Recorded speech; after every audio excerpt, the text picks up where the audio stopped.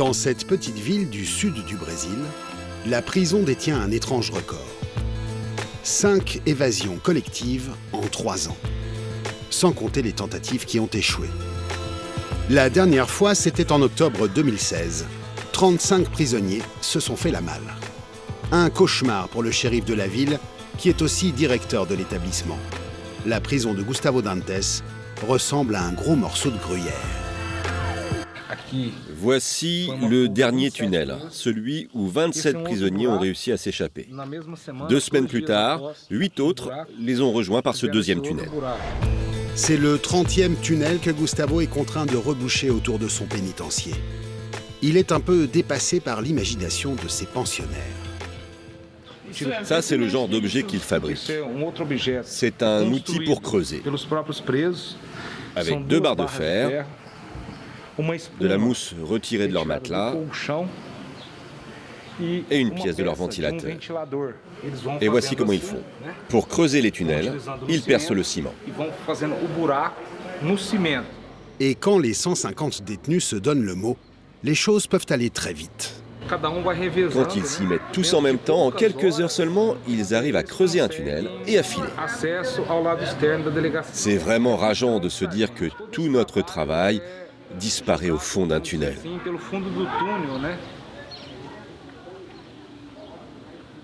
Dans la ville d'Ivaipora, on ne parle que de ça.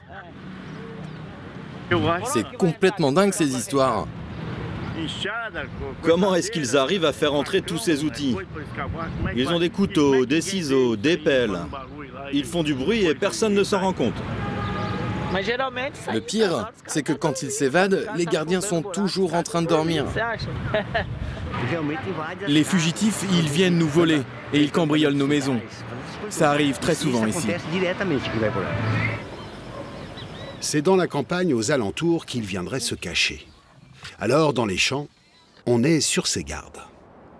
On ne peut pas laisser les herbes hautes ici, sinon ils en profitent pour se planquer. Moi, je coupe tout. Comme ça, au moins, je suis sûre qu'ils ne viendront pas chez moi. La plupart des prisons du pays sont des passoires. Car il y a eu plus de 1200 évasions collectives en 2016. La plus spectaculaire a eu lieu en octobre, dans la région de São Paulo, la capitale. Après avoir mis le feu à leurs cellules, 500 prisonniers se sont évaporés. Chaque année, des milliers de détenus se font la belle. Et on peut les comprendre vu ce qu'il se passe derrière les barreaux. Surpopulation, violence, torture, règlement de compte. Les prisons sont régulièrement hors de contrôle. Alors, ils sont de plus en plus nombreux à tenter leur chance. Le Brésil détient depuis cette année un record mondial inattendu, celui du nombre d'évasions. À Ivaipora, le jeune shérif met les bouchées doubles pour récupérer ses fuyards. Sur les 35 évadés, 27 ont déjà été capturés.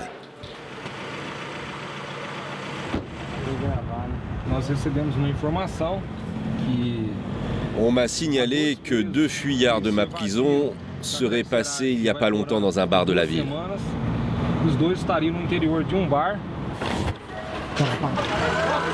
Contre le mur, tout le monde. Mais 8 condamnés courent toujours.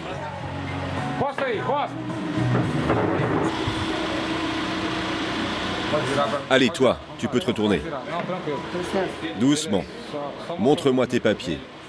T'as un casier judiciaire? Bon, sois tranquille, ça va aller.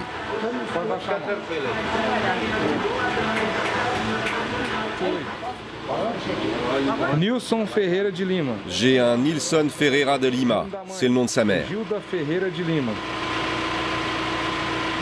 J'appelle notre centrale. On va vérifier s'il est recherché, s'il a un mandat contre lui, s'il est passé dans notre prison. Le shérif fait chou blanc, mais il n'a pas dit son dernier mot. Après quelques jours de cavale, en général, les fugitifs retournent dans leur famille pour revoir leurs proches, mais aussi pour pouvoir manger et prendre une douche. Ils pensent qu'on les a oubliés, qu'on ne viendra plus les chercher, mais nous, on ne lâche jamais l'affaire. La traque se poursuivra une partie de la nuit dans la forêt, sans résultat. Le lendemain matin, retour dans la prison d'Ivaipora. C'est le jour des visites. 2 nouveaux détenus viennent d'arriver. Et vous savez de quoi il est accusé, celui-là? D'avoir volé une vache. La prison de Gustavo est aujourd'hui au bord de l'implosion. Prévue à l'origine pour 30 détenus, elle en accueille 5 fois plus.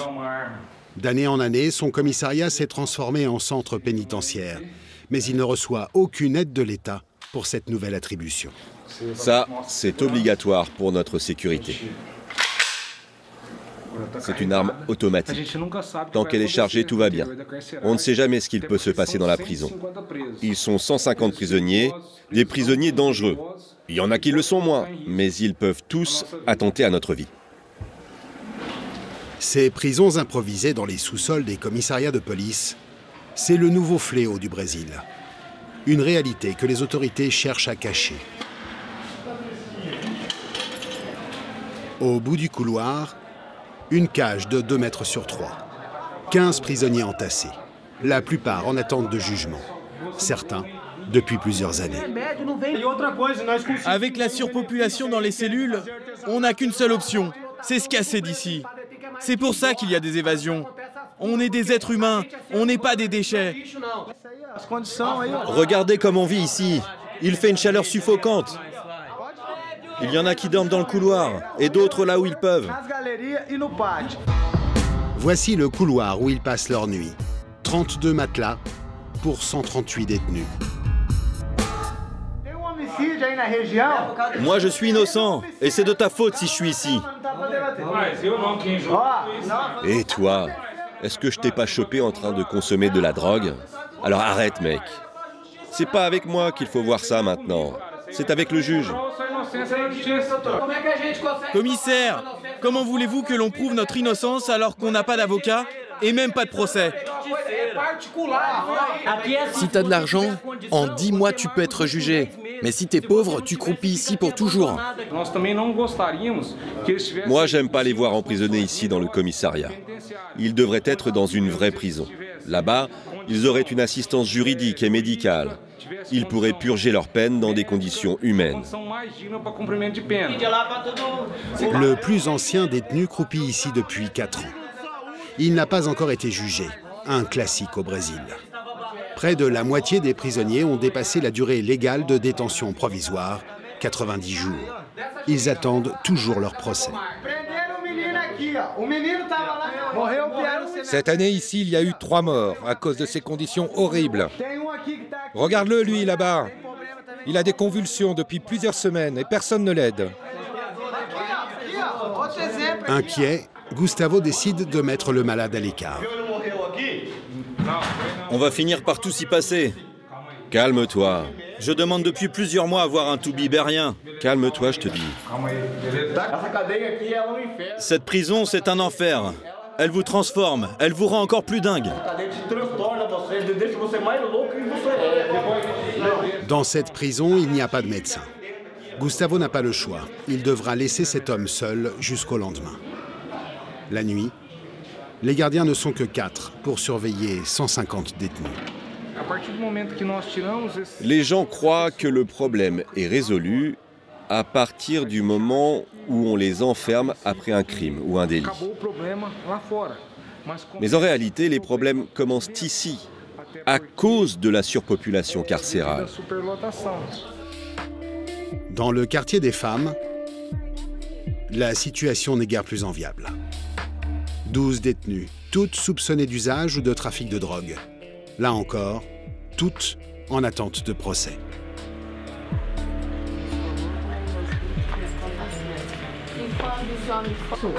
Je ne supporte plus de rester là. Transférez-moi dans une vraie prison. Là-bas, tout serait mieux. Dans un centre pénitentiaire, il y aurait plus de lits et plus de cellules. Pour l'instant, elle ne va pas être transférée parce qu'il n'y a pas de place. C'est pour ça qu'il y a des tentatives d'évasion, de suicide et tant de dépression. Tout est lié. Dès que je trouve une corde, je me tue. Il y en a une qui l'a déjà fait. C'est déjà arrivé ici? Oui, et moi aussi je vais passer à l'acte. Prise d'angoisse, la jeune femme s'effondre. Redonne-lui un calmant. La plupart d'entre elles sont sous antidépresseurs. C'est bon? Je peux aller déjeuner? Vous ne restez pas. Je ne supporte pas de rester ici, c'est un enfer avec cette chaleur. C'est un four. S'il y a un souci, t'inquiète, ils crieront au secours.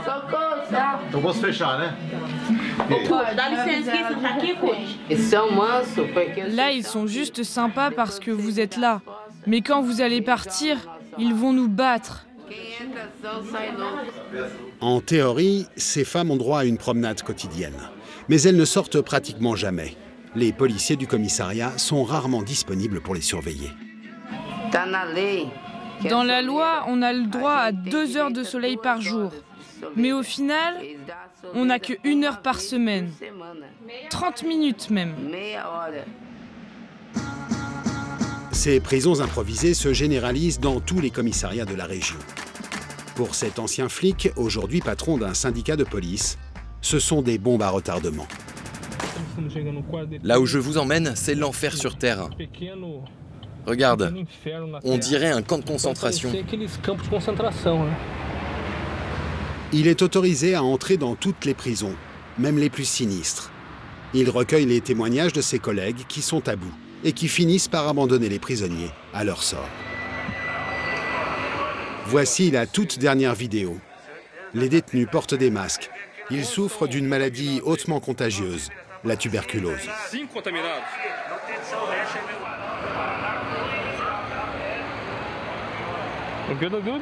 C'est n'importe quoi. Je leur demandais combien sont infectés. Leur cellule est prévue pour 4 et ils sont 12 là-dedans, tous contaminés. Tuberculose. Ils ont tous la tuberculose. J'ai envoyé cette vidéo à toutes les autorités possibles, à tous les responsables, mais ils s'en foutent complètement. Ces prisons dans les commissariats de police, elles sont inadaptées. Montées à la hâte. Comme on dit ici au Brésil, un système décarcéral.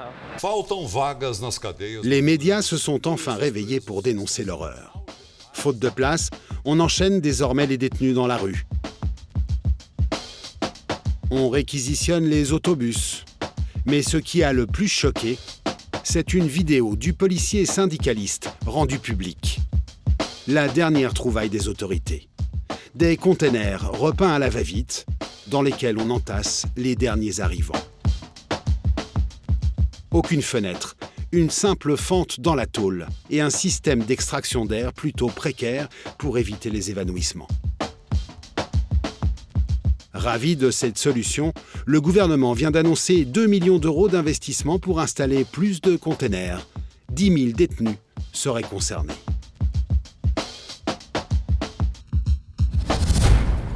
Mais il n'y a pas que les conditions de détention. Il y a la torture aussi, que les prisonniers subissent aux mains des surveillants. Rares sont ceux qui osent en parler, par peur des représailles. Cet homme a un fils derrière les barreaux. Et voici ce que lui et ses codétenus endurent.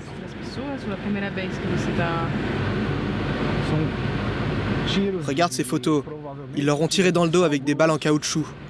Regarde la taille des impacts. T'as vu? Mon fils et d'autres prisonniers m'envoient ça pour que je leur sauve la vie. C'est un appel au secours. C'est de la torture. Ils tirent dans le dos, vous vous rendez compte?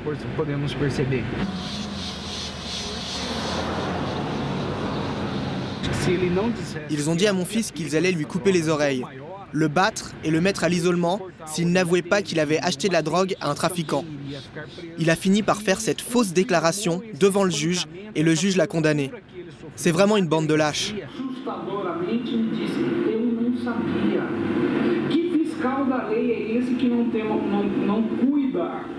Ces deux magistrats tentent de faire bouger les choses, eux aussi.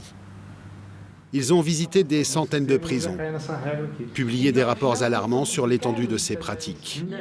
La torture est interdite au Brésil depuis 30 ans, depuis la fin de la dictature, en théorie seulement.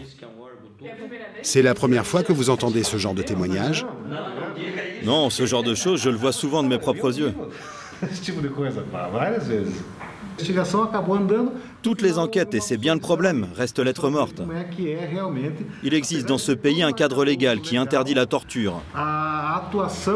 Les agents ne le respectent pas, et encore moins avec les détenus les plus pauvres. Avec ce système injuste, le prisonnier est obligé de s'évader, car l'État ne lui garantit pas ses droits. Ce n'est pas légal ce que l'État inflige aux prisonniers.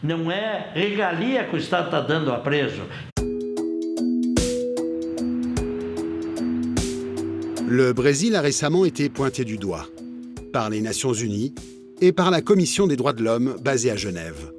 Tous les rapports dénoncent l'impunité des auteurs de torture dans les prisons. Nous avons voulu poser quelques questions au ministre de l'Intérieur de la région. Pour moi, ce serait facile de retirer des milliers de prisonniers des commissariats pour les placer dans des pénitenciers. Mais du coup, je ferais exploser les pénitenciers. Ici, au moins, dans les commissariats, ils s'évadent, c'est vrai. Il faut les capturer, c'est vrai. Mais au moins, il n'y a pas de mort, pas de mutinerie, pas de règlement de compte et pas de maladie. On a eu l'occasion de se rendre dans certaines prisons de votre État et on nous a signalé des cas de torture. Non. Montre-moi un seul cas de torture et on va le régler. J'ai un témoignage là-dedans.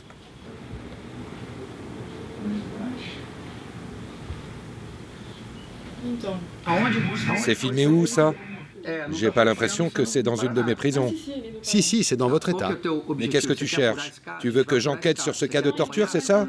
Non, je veux juste comprendre pourquoi et comment vous en êtes arrivé là. Alors pour savoir ça, il faudrait étudier toute l'histoire du Brésil et du monde. Je ne suis pas là pour te raconter cette histoire, je peux simplement te dire ce qu'on fait aujourd'hui. Allez, merci. L'interview est terminée, mais notre caméra tourne encore et le ton change. Tu vas dire qui a témoigné? Dis-moi qui c'est. Évidemment, nous ne révélerons pas l'identité de notre source. Retour à Ivaipora, une semaine plus tard. Gustavo se frotte les mains. Un fugitif vient d'être arrêté et ramené au bercail. Un de plus. Lui en est à sa deuxième évasion. Je n'avais pas prévu de m'échapper, mais quand tu vois tout le monde partir, ça donne envie. Surtout que ceux qui restent vont être punis à leur place par les gardiens et risquent d'être tabassés. C'est comme au jeu, tu gagnes, tu perds. Faut juste connaître les règles. Si tu ne réussis pas, retour à la case départ, t'es puni et tu restes encore plus longtemps au trou. Le but évidemment, c'est de gagner. Et moi j'ai gagné. J'ai été chez moi et j'ai revu ma famille.